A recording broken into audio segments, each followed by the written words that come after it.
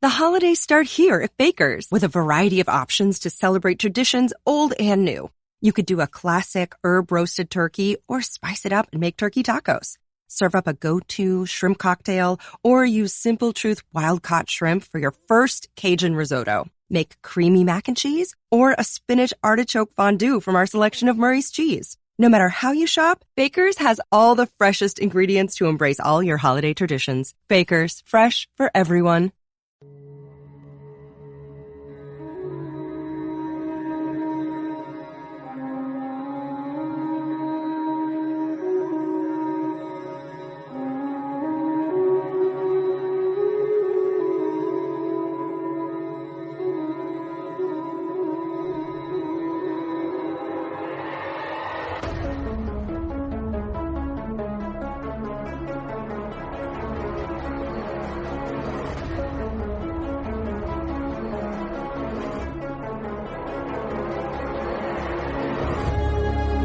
Creemos saberlo todo.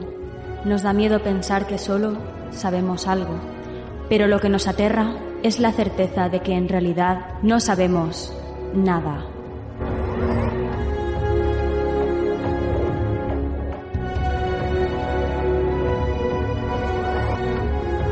Sígueme por los canales que atraviesan la oscuridad. Remaremos sin descanso. Iluminaremos juntos los caminos de la noche, abriéndonos paso por el canal del misterio.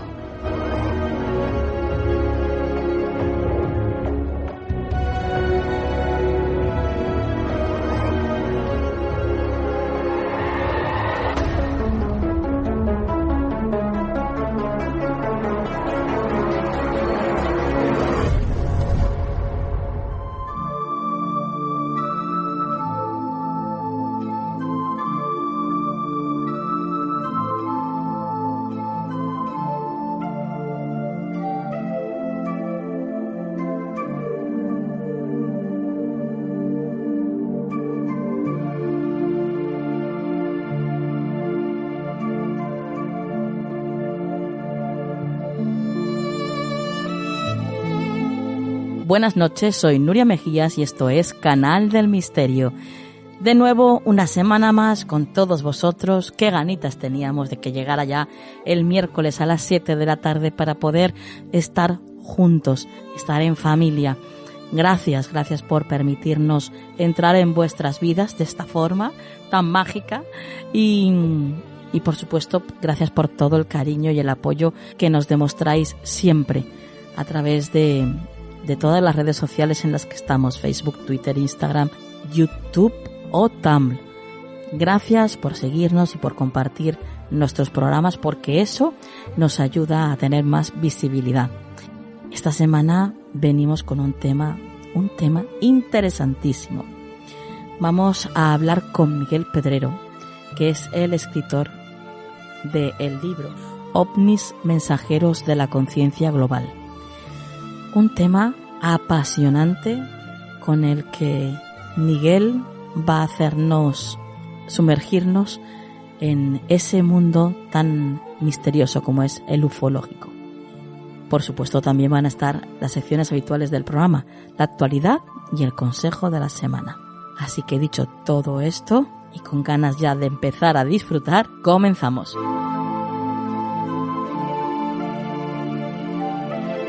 ¿Quieres apoyar económicamente este proyecto? Solo tienes que ir a nuestro podcast en iVoox y darle al botón que pone apoyar. De esta forma tendrás acceso a contenido exclusivo y desde 1,99 € ya podrás ayudarnos a hacer Canal del Misterio posible.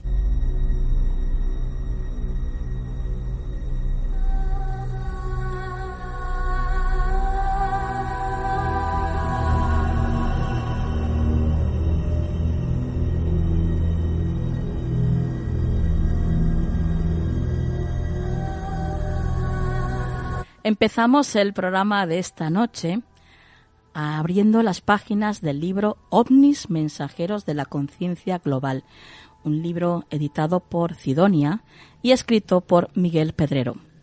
Miguel, ya ha estado en alguna ocasión con nosotros, pero yo os recuerdo que es director adjunto de la revista Año Cero Es la publicación sobre misterios más vendida en el mundo de habla hispana y miembro del equipo de los programas La Rosa de los Vientos de Onda Cero y El Colegio Invisible también en Onda Cero. Pero anteriormente trabajó en emisoras pues como por ejemplo Radio Nacional de España, Cadena SER, y fue codirector del programa Milenio en Televisión de Galicia y presentador del espacio Más allá de la verdad en 13 Televisión. Y este libro, Ovnis Mensajeros de la Conciencia Global, es su 17º libro. Y esta noche, por supuesto, está con nosotros para hablarnos de esta su última obra. Buenas noches, Miguel. ¿Qué tal, Nuria? ¿Cómo estás? Encantadísima de tenerte aquí una vez más y además con uno de los temas que a mí más me alucina. Me encanta el tema ufológico. Sí. Me apasiona. Pues yo encantado de estar contigo, que ya hacía mucho tiempo, creo yo, que no me pasaba por tu programa. Qué bien. Sí, la verdad es que se te echaba de menos, Miguel? Se te echaba de menos porque además ya llevabas unos 3 años, ¿no? Sin escribir ningún libro. Más, casi 4 años. La gente no sé por qué. Cuando saco un libro me dicen, otro más, no paras de escribir. Y no es verdad, no sé por qué tienen esa imagen de mí que ando sacando libros continuamente y no es cierto porque llevaba ya casi 4 años sin publicar ningún libro. Madre mía. Además, se dice pronto. Sí, no, se dice pronto. ¿Y cómo pasa el tiempo, Miguel? Sí, no te enteras. Madre mía. Bueno, Miguel, cuéntanos cómo surge el escribir este libro, Ovnis Mensajeros de la Conciencia Global. Bueno, pues es un trabajo que llevaba realizando durante bastantes años. Fue, diría yo, que una confluencia de casualidades o de causalidades, porque en mi libro anterior, que fue Dios existe, pruebas de una verdad trascendental, ahí me sumergí mucho en todas las cuestiones que tenían que ver o estaban relacionadas con el asunto de la conciencia, ¿no? ¿Qué es la conciencia y si la conciencia sobrevive a la muerte del cuerpo físico? Y claro, aparte de eso, mi tema, al que le he dedicado gran parte de mi vida y gran parte de mis esfuerzos, fue el fenómeno ovni, ¿no? Y cuando estaba ahondando en esta cuestión, que para mí es el eje central que puede explicar muchas cosas, muchos de los enigmas que nos apasionan, me di cuenta de que estaban confluyendo una serie de cuestiones, ¿no? De que estaban confluyendo algunos documentos y lecturas y algunos experimentos científicos sobre el asunto de la conciencia con el enigma de los ovnis que yo conocía muy bien, ¿no? Y a partir de ahí se trató simplemente de unir las piezas, porque yo la ventaja que tengo es que me he metido en muchos asuntos y sobre todo hago mucho trabajo de campo.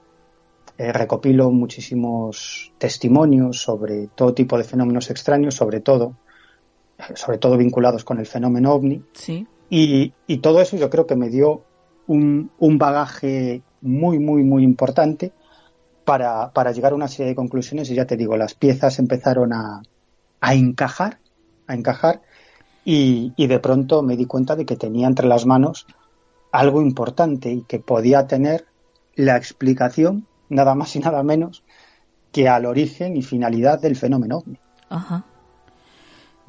O sea que de alguna forma has llegado a saber qué es lo que pretenden estos ovnis, bueno, o sus tripulantes, ¿no? De nosotros. Sí, mi planteamiento en el libro es muy claro, ¿no? Fíjate, te decía antes que yo he tenido la oportunidad de recopilar muchos testimonios, sí, sobre temas muy diferentes, ¿no? Y en los últimos tiempos me he interesado mucho por un tema que aparentemente nada tiene que ver con el tema ovni, que son los encuentros con la Santa Compañía, ¿no? Ajá. Esa procesión de almas en pena, ¿no? Uh-huh. Que es muy propio del folclore de muchos lugares de España. Normalmente la Santa Compañía, esa procesión de almas en pena, se vincula con Galicia, pero también es una tradición muy extendida en Asturias, en Cantabria e incluso en Castilla, ¿no? Uh-huh. Y en otros países del mundo también, incluso. Sí, en Andalucía también hay una tradición en diferentes lugares de Andalucía y en otros países europeos, ¿no? Y claro, cuando recopilas esos testimonios te das cuenta de que las personas te están contando exactamente lo mismo que aquellos protagonistas de un encuentro cercano con ovnis. Lo único que cambia es la careta, el disfraz con el que se presenta el fenómeno. Ajá. Y esto es muy llamativo porque tú cuando hablas, yo he tenido la oportunidad de hablar con bastantes antropólogos que han hecho trabajo de campo recopilando casos de encuentros con la Santa Compañía y ellos, off the record, te dicen, oye, yo creo que aquí hay un estímulo externo, que esto tiene que ver con la tradición, con la psicología profunda, con las creencias, vale, pero hay un estímulo externo. Y ellos te dicen, es que entrevistamos a gente que es que nos cuenta lo mismo, la misma forma de aparecer, desaparecer, las mismas sensaciones. Uh-huh. Es decir, el fenómeno es exactamente igual, y eso que muchos de los testigos de la Santa Compañía son agnósticos o ateos, ¿no? Incluso gente del ámbito urbano, no del rural, gente que está pasando un fin de semana en el campo, por ejemplo. Me he encontrado bastantes casos de este tipo. Uh-huh. Y lo interesante es que el mito de la Santa Compañía es un mito, es decir, se sabe cómo se origina, que es una tradición vinculada con los pueblos nórdicos, que se pierde en la noche de los tiempos, que es la famosa caza salvaje, ¿no? Uh-huh. El dios Odín que va recogiendo las almas de los caídos en combate, ¿no? De ahí viene esa tradición de la Santa Compañía que luego se mixtura, se sincretiza con el cristianismo y da lugar a lo que es actualmente la creencia en la Santa Compañía en diferentes países del mundo, con cambios, con diferencias, pero básicamente viene a ser lo mismo. Sin embargo, es un mito que se sabe de dónde se origina, cómo va mutando a lo largo del tiempo, cómo llega a ser lo que es la actualidad, pero se aparece. O sea, yo estoy convencido que se aparece, porque cuando entrevistas a los testigos, y te digo, muchos ateos te cuentan lo que han visto, sí, y es igual a lo que te cuentan otros testigos, y eso me lo dicen los antropólogos, uh-huh, que hacen trabajo de campo. Y yo digo, si es exactamente que el fenómeno ovni, porque yo para este libro buceé, me introduje en los orígenes del fenómeno ovni. Es decir, ¿cómo se origina el fenómeno ovni? Todo el mundo habla de Kenneth Arnold, pero no, ¿qué va? Es mucho más antiguo, ¿no? Uh-huh. El fenómeno ovni es un mito que se origina en los años 20, finales de los 20 y principios de los 30, cuando empiezan a publicarse en Estados Unidos una serie de novelas gráficas de ciencia ficción que obtuvieron un éxito brutal, es decir, que digamos que eso caló muy hondo en la cultura popular de los Estados Unidos, y en esas novelas gráficas lo que se describía es la llegada de extraterrestres a la Tierra a bordo de naves espaciales en forma de plato volador, naves que aterrizaban, se dedicaban a recoger muestras, a estudiar a los seres humanos, incluso en muchas ocasiones a secuestrarlos para hacerles pruebas médicas. ¿Cómo eran esos extraterrestres? Bueno, pues en muchos casos eran pequeños, con un cuerpo delgado, cabezones, ¿no? Y con unos ojos muy grandes, ¿no? Sí. Es decir, lo que luego sería la típica imagen del gris, ¿no? Que protagoniza muchos de los casos de abducciones. Bueno, pues en esas novelas gráficas tú ves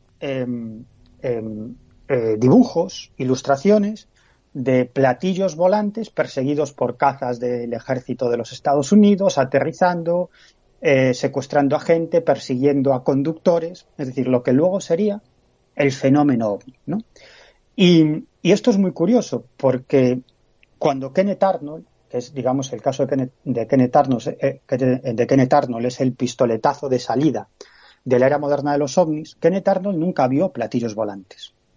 Kenneth Arnold vio alas volantes, vio objetos de forma más bien triangular.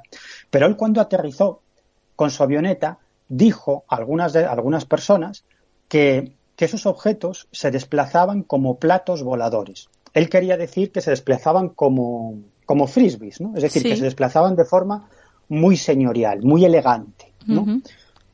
Pero él nunca dijo que había visto platillos volantes. De hecho, él vio alas volantes, ¿no? Vio objetos en forma triangular. ¿Qué pasa?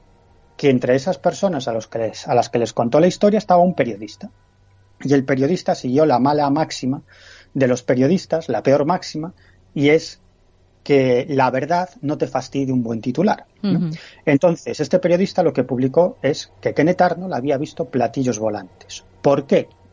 Porque en la cultura popular, en el inconsciente profundo, estaba que si alguna vez venían los extraterrestres a la Tierra, lo harían a bordo de platillos volantes, precisamente por esas novelas de ciencia ficción que obtuvieron tanto éxito. Entonces, este periodista se tomó la parte por el todo y dijo, ¿qué voy a publicar yo que ha visto alas volantes? Eso no tiene ningún interés. Voy a publicar que ha visto platillos volantes, tergiversando totalmente las declaraciones de Arnold, que él solamente dijo que se desplazaban como platos voladores. De hecho, hasta el final de sus días, cuando se estaba muriendo, Kenneth Arnold decía que yo no vi platillos volantes, no paraba de repetirlo, ¿no? Sí, sí. Ya se había creado el mito. A partir de ese momento, esa noticia llega a todo el mundo, todas las agencias de prensa distribuyen esa información a todos los periódicos del mundo y ahí nace la era moderna de los ovnis. Pero es que luego los ovnis empiezan a aparecer, pero empiezan a aparecer de verdad. O sea, no estoy hablando de una alucinación, de la hipótesis psicosocial, ¡qué leche! Empiezan a aparecer de verdad. Aparecen en las fotografías, Exacto, en los radares. se fotografía y todo, claro, sí, sí. Claro, son fotografiados, son perseguidos por cazas militares, aterrizan y dejan rastros de ese aterrizaje. Entonces yo cuando veo todo esto, veo la génesis del fenómeno ovni, digo, si es que es lo mismo que la Santa Compañía. ¿No te das cuenta? Es decir, es un mito que se sabe de dónde se inicia y por qué se inicia, pero es un mito que se hace realidad. Es decir, que hay algo que está utilizando el mito, que está utilizando la cultura popular, que está utilizando el inconsciente profundo para presentarse de un modo que sea reconocible ante los seres humanos, ¿no? Y ese fue el punto de partida de este libro. Y a partir de ahí digo, vale, si esto es así, ¿qué es eso que está utilizando, digamos, estas herramientas, la cultura popular y el inconsciente profundo para presentarse ante nosotros? Claro, y ahí empieza. Claro. ¿Qué es eso que proyecta este tipo de visiones, no? Claro, mi planteamiento es bastante profundo, ¿no? Es difícil de resumir, pero es que en realidad estamos hablando de lo que Jung denominaba inconsciente colectivo, sí, que ahora llamamos conciencia global. Uh-huh. Lo que no mucha gente sabe es que el gran Carl Gustav Jung escribió un libro sobre ovnis en el año 1955. Lo publicó en el año 1955. Ese libro se titulaba Sobre cosas que se ven en el cielo. Y yo lo leí con 15 o 16 años, uh-huh, ese libro. Y dije, bueno, primero lo que pensé es, esto no hay Dios que lo entienda, ¿no? Lo primero. Y lo segundo, no se entera de nada, que se dedica a la psicología, ¿no? Que no sabe nada de ovnis. Eso pensaba yo con 15 o 16 años, el atrevimiento pues de un adolescente que yo en ese momento lo tenía claro, ¿no? Que los ovnis eran seres extraterrestres que venían otros planetas y ya está, sí. Uh-huh. Y ya está, ¿no? Uh-huh. Y entonces, luego, muchos años después, hace 4 o 5 años, volví a leer ese libro y dije, caramba, qué diferente, el idiota no era Jung, el idiota era quien estaba leyendo el libro de Jung, que era yo. ¿No? Claro. Y ahí ofrece muchas claves. Yo no estoy de acuerdo en todo lo que dice, pero yo creo que abre un camino muy importante, ¿no? Uh-huh. Él dice que el fenómeno ovni es como una especie de mandala, ¿no? Es como una advertencia a la humanidad de los peligros que debe enfrentar, ¿no? ¿Por qué? Porque en realidad ese fenómeno ovni no sería, él lo plantea como una proyección del inconsciente profundo, ¿no?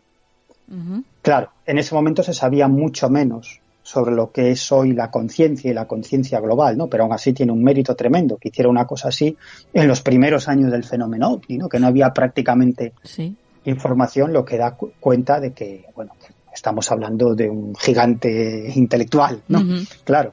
Y claro, y cuando ahondas en lo que se sabe ahora de la conciencia global, que es básicamente a lo que Jung denominaba inconsciente colectivo, te das cuenta que se están haciendo muchas investigaciones sobre la existencia de esa conciencia global, que hay enormes evidencias de la existencia de esa conciencia global y que el fenómeno ovni, toda otra serie de fenómenos extraños tienen toda la pinta de ser una proyección de esa conciencia global. ¿Qué es la conciencia global? Bueno, Pues para explicarlo de modo muy resumido. Nosotros somos entidades biológicas con una estructura unitaria, individual, ¿no? Sí. Es decir, entonces nosotros nos creemos que tenemos un cuerpo porque tenemos un cuerpo, ¿no? Nos creemos que tenemos un cerebro porque tenemos un cerebro y nos creemos que tenemos una mente o una conciencia, ¿no? Pero toda una serie de investigaciones están dando al traste con esa creencia, ¿no? En realidad, nuestra conciencia no es individual, sino que es una conciencia colectiva, una conciencia grupal. Y nuestro cerebro sería una especie de conector con esa conciencia global. Y claro, nosotros como Vamos, somos lo que una siempre se ha entidad... dicho en el esoterismo, que estamos todos conectados, ¿no? Exacto. Sí. Es que va también muy por ahí, ¿no? Es decir, que todos somos uno, ¿no? Claro. Y es lógico, esto conecta con la cuántica, ¿no? Porque en el fondo la conciencia y la materia son la misma cosa, es un continuum, ¿no? Es decir, que no existiría la materia si no existieran conciencias que observaran esa materia, ¿no? Esto es así. Es decir, que el principal acto telequinético no es mover un objeto a distancia, es el acto de mirar, porque el acto de observar por parte de una conciencia ordena la realidad, ¿no? Es decir, esas partículas subatómicas, que son la esencia de la materia, que son a la vez una onda de dimensiones infinitas, por denominarlo de algún modo, es decir, que son como Dios, no están en ningún sitio, en todos a la vez, y que se colapsa una partícula cuando hay una conciencia que observa, ¿no? En el fondo estamos hablando de lo mismo, ¿no? Pues esa conciencia global sería, casi te diría, como una especie de egregor, ¿no? Sería la suma de las conciencias de todas las entidades conscientes, ya no del planeta Tierra, probablemente de todas las entidades conscientes que existan en el universo, ¿no? Eso da forma a esa conciencia global que en el fondo sería la estructura del universo, ¿no? Y todos estamos conectados con esa conciencia global. Que es lo que tú denominas en el libro como Dios, ¿no?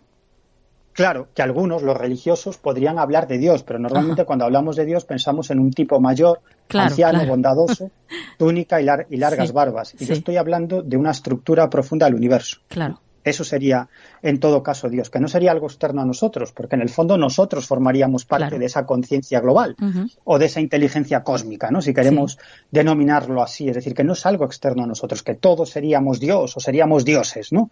Y que en el fondo tenemos la sensación de que somos entidades individuales porque tenemos una estructura física individual, pero nuestra conciencia no sería individual, sino que nuestra conciencia formaría parte de esa conciencia global. Y aquí es cuando conecto con el tema de la vida después de la vida y de las experiencias cercanas a la muerte, que en el fondo no son más que la representación simbólica e icónica de nuestra conciencia entrando en esa conciencia global, o nuestra conciencia diluyéndose en esa conciencia global, ¿no? Es decir, o volviendo a la esencia de lo que somos, ¿no? Por lo tanto, para mí el fenómeno ovni y otra serie de fenómenos extraños son exactamente igual que las sincronicidades extraordinarias o las inspiraciones, ¿no? O sea que a lo mejor incluso los círculos de las cosechas, por ejemplo, pueden ser mensajes también enviados por esta conciencia global. Pues no lo sé, es un tema que no he seguido demasiado, la verdad, y no tengo una hipótesis formada, pero en realidad toda esta clase de fenómenos en realidad son eso, y te das cuenta, y aquí es otro punto en el que ahondé bastante para este libro, que es el mundo de los sueños, ¿no? Que también está conectado, ¿no? Bueno, yo supongo que muchos que nos estarán escuchando estarán pensando, está empezado hablando de ovnis, luego ha hablado de la conciencia global, experiencias cercanas a la muerte, y ahora nos viene con sueños. Pues sí, porque si uno se dedica a estudiar sus sueños, ¿no? Se dará cuenta de una cosa muy interesante, y es que los sueños te dan respuestas a tus problemas, ¿no? No es que no venga nadie externo a ti, sino esa respuesta tú ya la tienes en tu inconsciente, lo que pasa es que no la quieres ver, ¿no? Porque no te interesa, ¿no? Pero en muchas ocasiones los sueños te ofrecen esa respuesta o esa explicación para lo que te está pasando, pero siempre utilizan un lenguaje simbólico, ¿no? Es el lenguaje del inconsciente. El lenguaje del inconsciente profundo es el lenguaje simbólico, ¿no? Y en el fondo un encuentro cercano con ovnis es enormemente simbólico. Yo digo en el libro que que los encuentros cercanos con ovnis están formados, están construidos por los ladrillos de las experiencias oníricas. Y cuando has entrevistado a muchos testigos lo tienes muy claro, te cuentan. De pronto, pues cuando apareció aquello, pues tenía una sensación extraña, como si estuviera una campana de aislamiento. Sí. No había ningún tipo de sonido, desapareció cualquier tipo de sonido ambiente, incluso la sensación térmica, ¿no? Algunos dicen, es como si estuviera en otro sitio, tenía una sensación extraña. Otros te dicen, es como si solamente existiera ese objeto o esos seres y yo, no había nada más alrededor, ¿no? Es decir, cada uno te lo cuenta a tu manera, pero en el fondo te están contando una experiencia que, como digo, está construida con los ladrillos de las experiencias oníricas, sobre todo porque los encuentros cercanos con ovnis en muchas ocasiones son absolutamente absurdos, no tienen ningún tipo de sentido. Es decir, ¿qué sentido tiene que aterrice una nave extraterrestre delante de unos tipos y les pregunte, ¿vamos bien por aquí para Huelva? Claro, tenemos un poco de sed. ¿Dónde habrá una fuente por aquí cerca? O sea, es absurdo. O sea, un tío, si te quiere contar una trola, ¿no? Un grupo de personas te quieren contar una trola que se han encontrado con una nave extraterrestre, no te cuentan que el tío bajó y les preguntó si iban bien por ahí para Huelva. Yo le digo, pero no te estás dando cuenta que lo que me estás contando es ridículo. Claro. Y dice, sí, pero así es como pasó. Coño, sí, que claro. Nos preguntaron si iban bien por aquí para Huelva, ¿no? Y en el fondo es lo mismo. Y esto conecta con otra teoría, que es la teoría de la distorsión del gran José Antonio Caravaca, ¿no? Para mí uno de los grandes investigadores del fenómeno ovni de todos los tiempos, ¿no? Que yo considero que ha dado en el clavo, ¿no? Ella se ha dedicado a estudiar infinidad de casos de encuentros cercanos con ovnis y a deconstruirlos, ¿no? Y además a estudiar la psicología profunda de los testigos. Y ha llegado a la conclusión de que esos casos de encuentros cercanos, en el fondo, esa escena que está contemplando el testigo delante de él, delante de sus ojos, tiene muchos elementos propios de su inconsciente profundo, ¿no? Y esto es algo espectacular, por eso le llama la teoría de la distorsión, es decir, que el fenómeno ovni no solamente se presenta ante los testigos de un modo que sea reconocible por esos testigos, es decir, que se adapta al contexto cultural de la época, sino que además toma elementos del inconsciente profundo de ese testigo o de esos testigos, distorsiona esa información y la proyecta hacia los testigos. Digamos que para que esa visión o esa experiencia tenga un impacto más profundo en el inconsciente profundo de esa persona, ¿no? Es decir, que como ves, el fenómeno ovni nada tiene que ver con naves de chapa que vienen a nuestro planeta, sino que es algo mucho más profundo. Y el fenómeno ovni actúa a modo de advertencia, ¿no? De cosas que ya sabemos, son como los sueños, nos dicen cosas que ya sabemos, ¿no? La verdad la tenemos nosotros. El fenómeno ovni es igual. ¿De qué nos advierte? Del peligro ecológico, ¿no? Sí. De que estamos destruyendo el planeta. Sí. Ese es un leitmotiv en muchos casos de encuentros cercanos y de contactos, ¿no? Con supuestos seres extraterrestres, ¿no? Que les hablan del problema ecológico, ¿no? De que nos estamos cargando el ecosistema del planeta Tierra, ¿no? Que la raza humana, la especie humana puede desaparecer, ¿no? Vale, todo eso ya lo sabemos, ¿no? Claro, tiene un impacto más profundo cuando te lo dice aparentemente un ser que viene de otros mundos, claro, ¿no? Claro.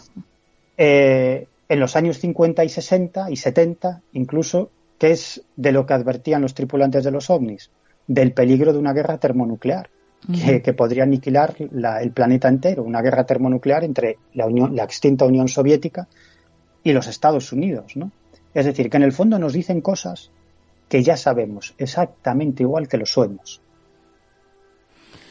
Bueno. Entonces, ¿tú crees que estos seres extraterrestres, o extradimensionales, existen como tal, o simplemente son una proyección de esta conciencia global y ya está?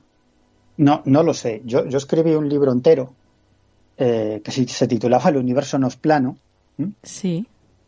Precisamente para exponer esa posibilidad de que nos estuvieran visitando entidades de universos paralelos, ¿no?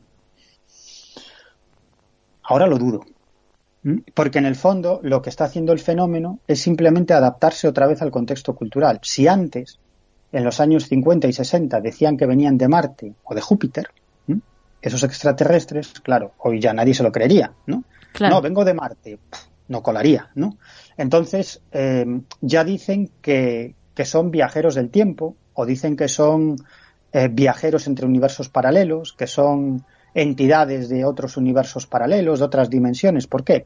Porque la cuestión de la existencia de universos paralelos ya está dentro de la cultura popular, ¿no? Es decir, la física cuántica ha popularizado muchos de sus conceptos que ya se utilizan, incluso ya han permeado el mundo de la religión, de la filosofía o incluso de la nueva era, ¿no? Por lo tanto, es algo que está en la cultura popular, ¿no? Y claro, ahora el fenómeno ovni se presenta así, ahora son todos dimensionales, ¿no? Es como dice Caravaca, el fenómeno ovni provee al investigador de aquellos elementos que espera encontrar el investigador, ¿no? Ahí está la trampa. Ya. O a lo mejor ellos se van adaptando conforme nosotros vamos creciendo a lo que vamos averiguando.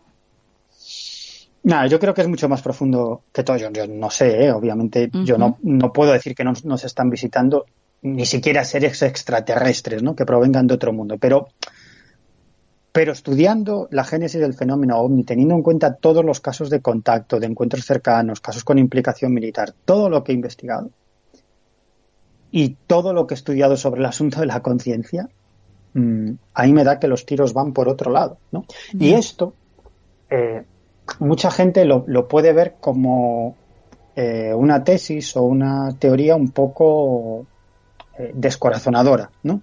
En el sentido de que te quita la ilusión de la existencia de otros seres que nos estén visitando, ¿no? Pero yo creo que es mucho más interesante.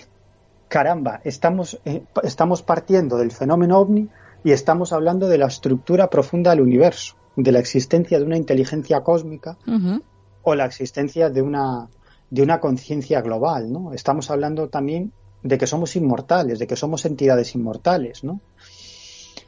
Por lo tanto... Entidades como tal, separadas, sí, pero a la vez conectadas. Y a la vez conectadas.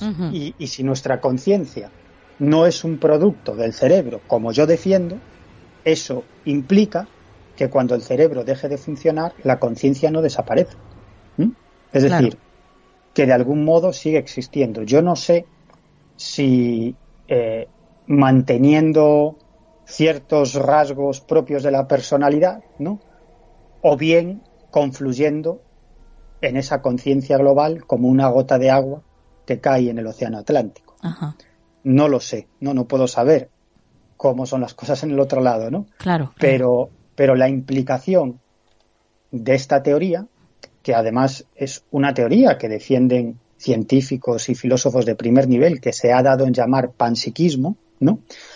Las implicaciones son tremendas, porque la principal de todas ellas es que la conciencia sigue existiendo después de la muerte. Ojo. Sí, sí.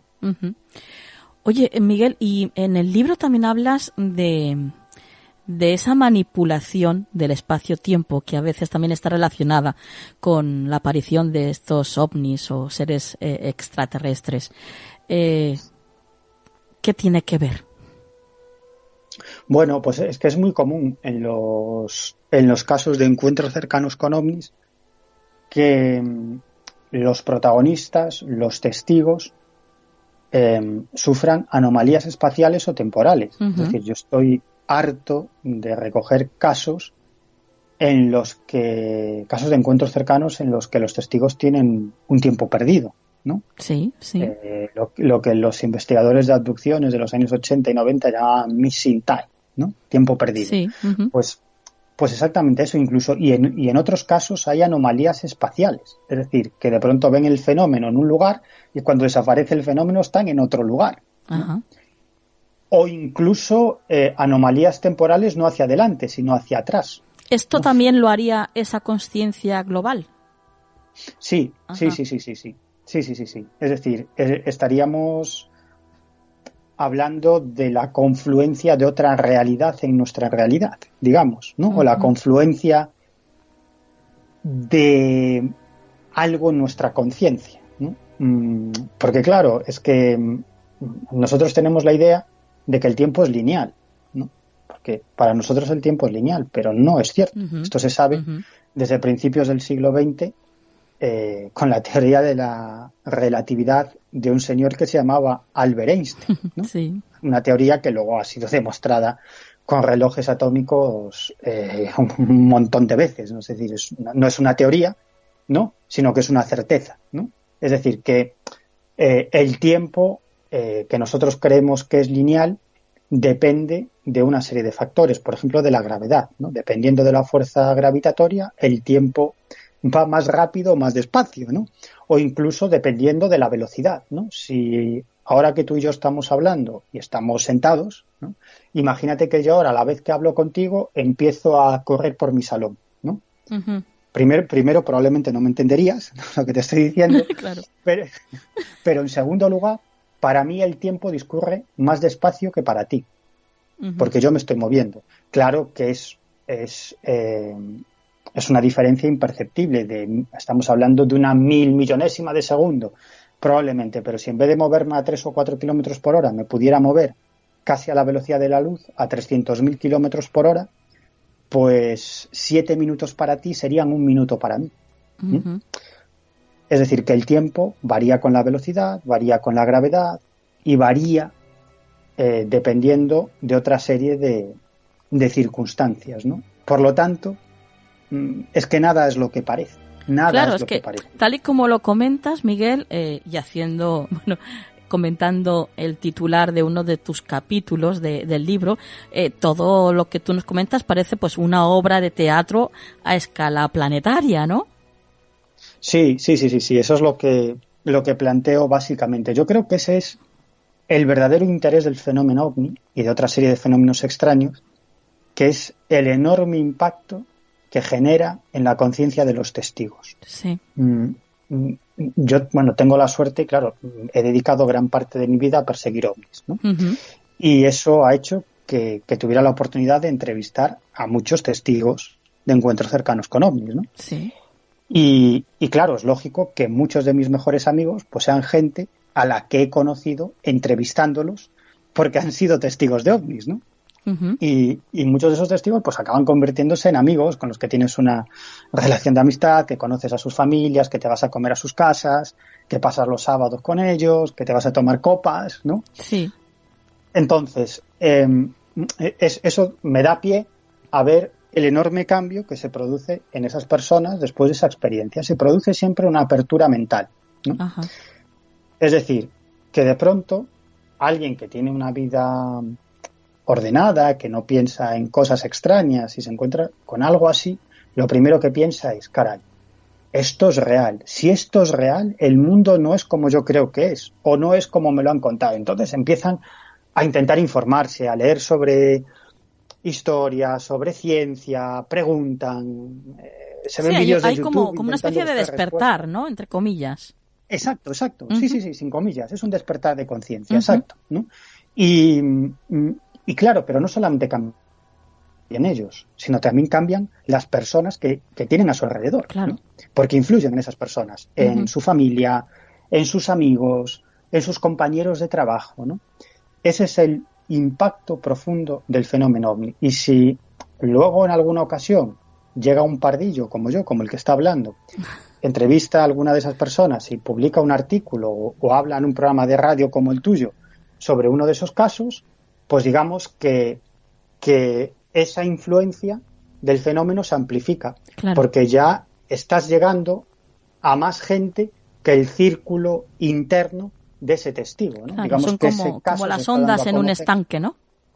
Exacto, uh-huh. Exacto, ¿no? Entonces ya estás influyendo en la conciencia de muchas otras personas que no han vivido una experiencia personal, pero que están escuchando lo que estás contando, lo estoy contando yo, muchos otros investigadores y periodistas, y que les impacta, ¿no? Y les mueve algo por dentro e intentan leer, informarse, buscar información, y en ellos, en esas personas, se produce también una apertura de conciencia, ¿no? Y yo creo que eso es lo verdaderamente importante del fenómeno OVNI. No es lo que digan los tripulantes de los ovnis, porque eso es lo de menos. Es el impacto profundo que generan en la conciencia de las personas que tienen una mente mucho más abierta, y empiezan a interesarse por cuestiones vinculadas con la ecología, con la ciencia, con el futuro de la humanidad, ¿no? Entonces, esto tiene una influencia real, porque ¿cuántas personas puede haber vivas en el planeta que hayan vivido una experiencia OVNI? ¿Tantos millones? Sí.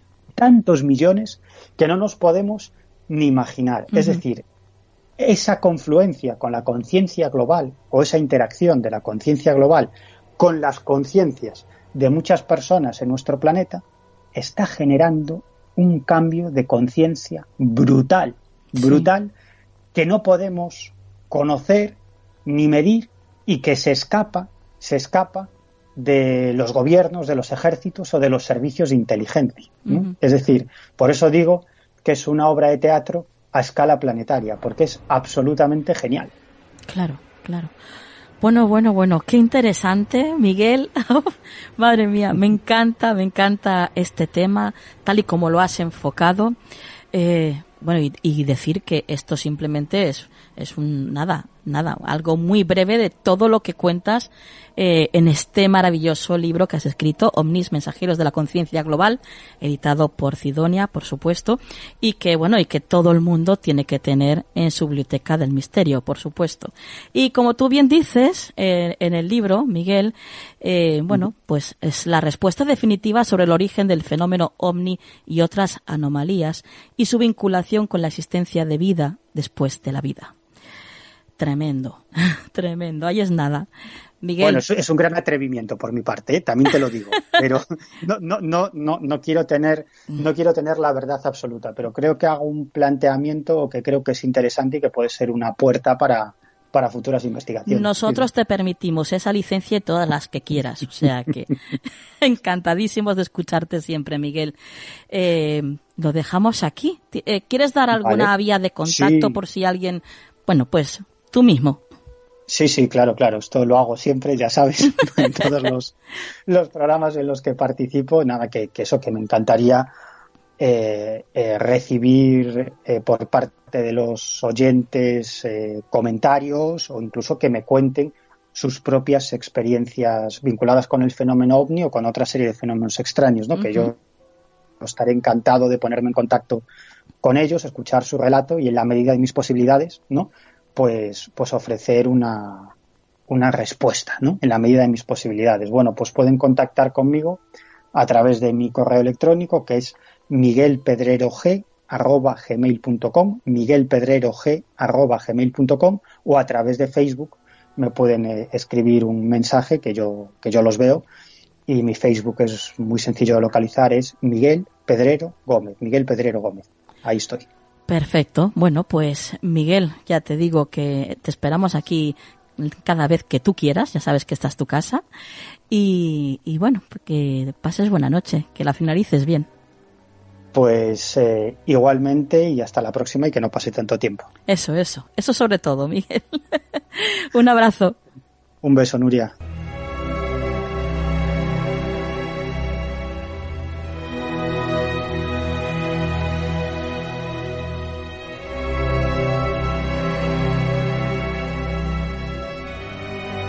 ¿Quieres ponerte en contacto con nosotros?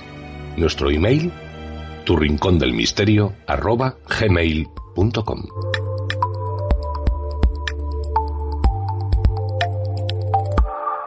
Actualidad en Canal del Misterio.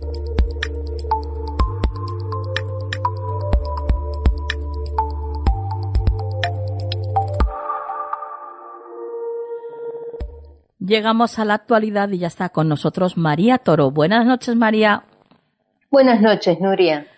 Comenzamos con el primer titular que nos traes esta noche. Dice así: según un nuevo estudio, los vikingos no eran todos rubios y escandinavos.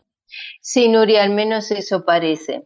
Porque si pensamos en los vikingos, seguramente, dadas las series y películas que hemos visto, incluso lo que hemos leído, los imaginamos robustos, con los típicos cascos con cuernos, guerreros, rubios, de ojos azules. Es decir, como los escandinavos actuales. Sin embargo, según un estudio publicado en la revista Nature, nos demuestra que la realidad es muy distinta. una secuenciación de ADN de 440 esqueletos vikingos de sitios arqueológicos esparcidos por Europa y Groenlandia deja claro que la identidad vikinga no se limitaba a las personas con ascendencia genética escandinava. De hecho, muchos portaban ADN de gentes procedentes del sur de Europa y de Asia antes de la era vikinga, por lo que no es de extrañar que tuvieran pelo castaño y ojos marrones. Uh-huh. También se ha descubierto que el concepto de vikingo, es decir, lo que es la identidad vikinga, en realidad no se limitaba a las personas con herencia genética de pueblos escandinavos, ya que las poblaciones de Dinamarca, Noruega y Suecia presentan cada una firmas genéticas diferentes. Otra curiosidad que se ha descubierto es que varios famosos enterramientos en Escocia, que se atribuían a invasores, son en realidad individuos locales que asumieron identidades vikingas y que fueron sepultados como tales. Para los autores, estos resultados cambian la percepción de lo que es realmente un vikingo y los libros de historia tendrán que ser actualizados por esto. Y continuamos con descubren en Rusia un oso de las cavernas de la Edad de Hielo.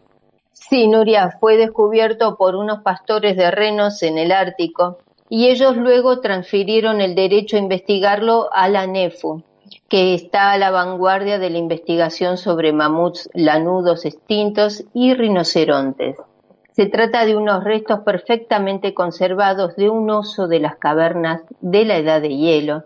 Y la novedad es que se trata del primer ejemplar de esta especie que se ha encontrado con los tejidos blandos intactos.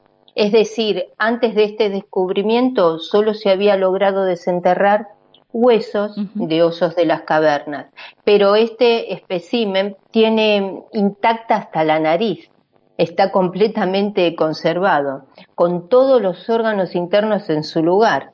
Así que, según los investigadores, este oso de las cavernas es una especie o subespecie prehistórica, el Ursus spelaeus, que vivió en Eurasia en el Pleistoceno medio y tardío y que se extinguió hace unos 15.000 años, aunque será necesario realizar un análisis de radiocarbono para determinar la edad exacta del oso. Un análisis preliminar sugiere que tiene entre 22.000 y 39.500 años. Aunque esto, como te he dicho, hay que confirmarlo. Uh-huh. Por un lado, es lamentable que en zonas como Siberia, debido al aumento de la temperatura, se derrita paulatinamente el permafrost, que es la capa de suelo que permanentemente está congelado. Pero, por otro lado, este deshielo ha permitido que en los últimos años se hayan hecho importantes descubrimientos en Siberia, concretamente, pues han aflorado desde mamuts a rinocerontes lanudos, potros de la edad del hielo, cabezas de lobos y varios cachorros de leones de las cavernas. Aunque es muy triste, también todo esto es muy interesante para investigar. Y tanto, María, porque desde luego, si hay algo que nos gusta a nosotros, es un misterio, ¿no? Y esto, pues, forma parte del misterio de la vida.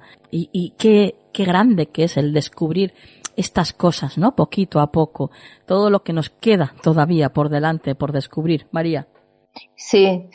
Y como te decía, lamentablemente, como esto parece que no se detendrá aquí, hay mucho por salir de allí. Bueno, pues vamos a intentar quedarnos con lo positivo dentro de lo negativo. De lo negativo. Vamos a intentar quedarnos con eso positivo y bueno, y a ver si todo se soluciona favorablemente siempre, en ambos sentidos.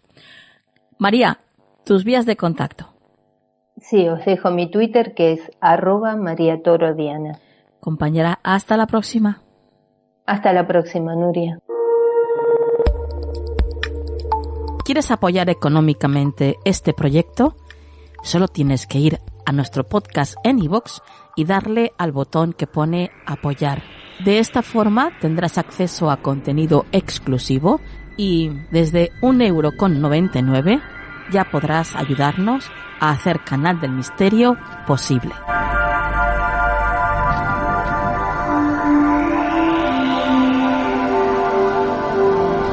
El consejo de la semana en Canal del Misterio.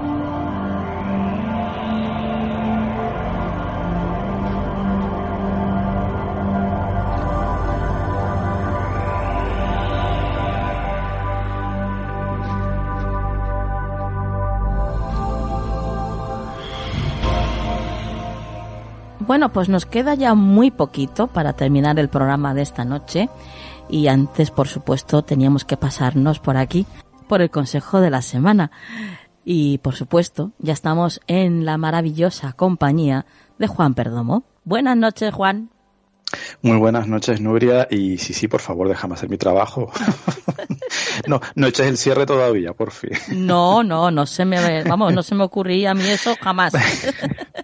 Es que me quedo yo entonces aquí con mi mazo en la mano y todo y no puede ser, hombre. Nos quedamos sin consejo de la semana, no puede ser. No puede ser. Bueno, Juan, oye, ¿qué te parece lo que hemos hablado al principio del programa? El libro este nuevo sobre ovnis que ha escrito Miguel Pedrero. Es un tema súper interesante, ¿verdad? Este de la ufología. Pues la verdad, Nuria, que es un tema muy interesante, pero son pocas las personas que a mí me despiertan ese interés. Es decir, como temática me llama mucho la atención, pero no sé si es porque hay mucha sobreinformación o mi sensación siempre ha sido como que hay gente que dispersa mucho el fenómeno, ¿no? Y en el caso de Miguel Pedrero, pues sí, es una de las personas que a mí consigue meterme. De hecho, el libro lo tengo pendiente, me lo leeré. Sí. Consigue meterme en el tema y consigue meterme en el fenómeno, que ya te digo, de por sí es interesantísimo, pero quizás se ha deformado un poco, ¿no? Por tanta gente que se dedica al tema ufológico. A mí me ha encantado, me ha gustado mucho escucharle y ya digo, tengo el libro pendiente, indudablemente. Sobre todo por ese aspecto, ¿no? Con que lo relaciona el tema, esa relación que hace con que sean mensajeros de la conciencia global, ¿no?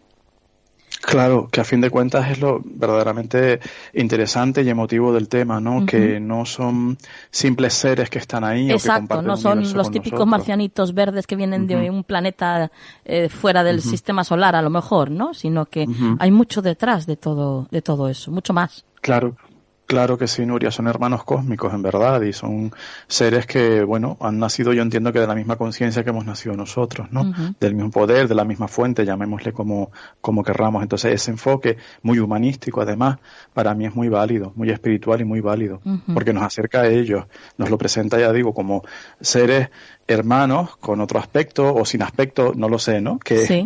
Yo nunca he visto ninguno, pero sé que que tú sepas, Juan. Yo sepa, porque se supone que están entre nosotros ya, ¿eh?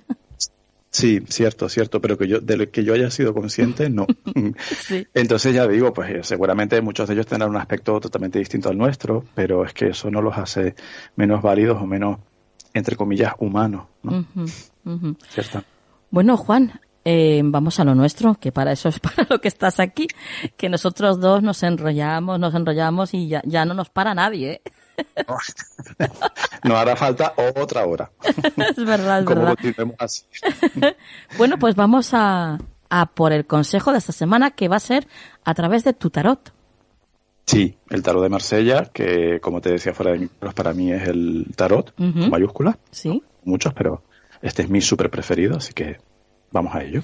Perfecto, pues vamos a ver qué nos dicen tus cartas para la semana que viene, Juan.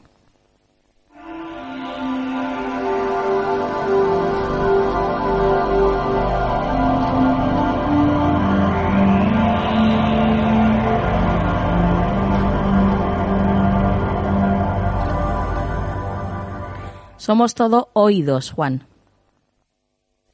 Pues muy bien, Nuria, porque de eso va justamente el consejo de la semana. Un poco va por ahí, ¿eh? 3 de oro. 3 de oros es una carta que nos habla de la comunicación, del entendimiento, por eso está muy bien traída tu frase. Esta semana, Nuria, la vida nos va a pedir que seamos muy asertivos, que seamos muy productivos con las palabras y con los acuerdos, con lo que ofrezcamos al otro o lo que nos llevemos del otro. Es decir, el consejo de esta semana pasa por... vamos a firmar acuerdos, vamos a entendernos, vamos a firmar acuerdos, sean verbales o sean literalmente un papel. Esta semana tenemos que ser muy prudentes, más que nunca, con lo que decimos y con aquello a lo que nos comprometemos, porque la semana viene, Nuria, como muy cargada de compromisos o de responsabilidades, de asociaciones, de acuerdos, como digo, y tenemos que ser muy conscientes de eso y de si eso es lo que nosotros queremos. Y si no es lo que queremos, vamos a tener pues que hablarlo, que debatirlo, que posicionarnos en cierta forma, ¿no? Lo que ocurre es que el 3 de oros, Nuria, es una carta que próximamente se va a concretar algo, es decir, lo que hablemos ahora, lo que acordemos ahora, va a tener unos frutos.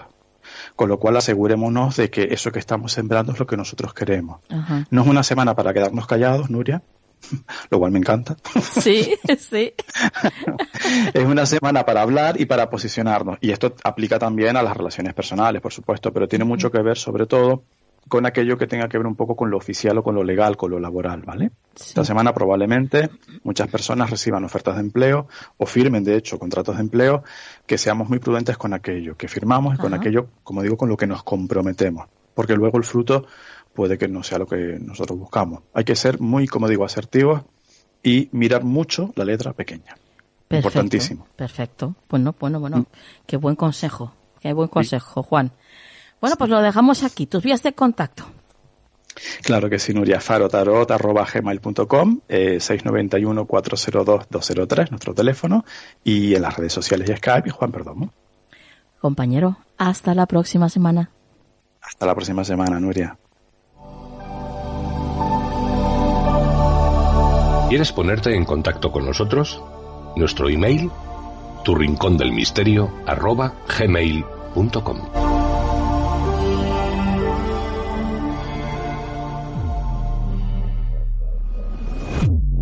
Y llegamos ya al final del programa de esta noche. Interesante, ¿verdad? Todo lo que os hemos contado hoy. Ya sabéis que siempre estamos ahí dándolo todo para encontrar lo último, lo más novedoso, para traéroslo a todos vosotros. Y que, como siempre, todos aprendamos, porque en esto estamos todos. Todos seguimos el mismo camino. Todos estamos aquí para compartir el mismo planeta y para vivir casi hasta las mismas experiencias. Así que gracias por estar en este camino tan maravilloso junto a nosotros.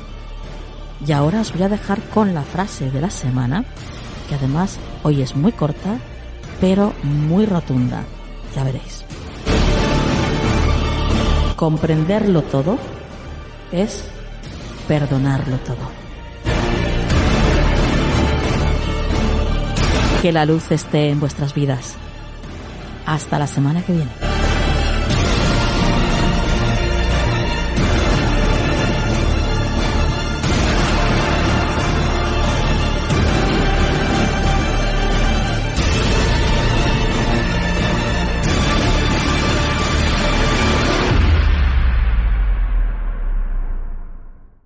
The holidays start here at Baker's with a variety of options to celebrate traditions old and new.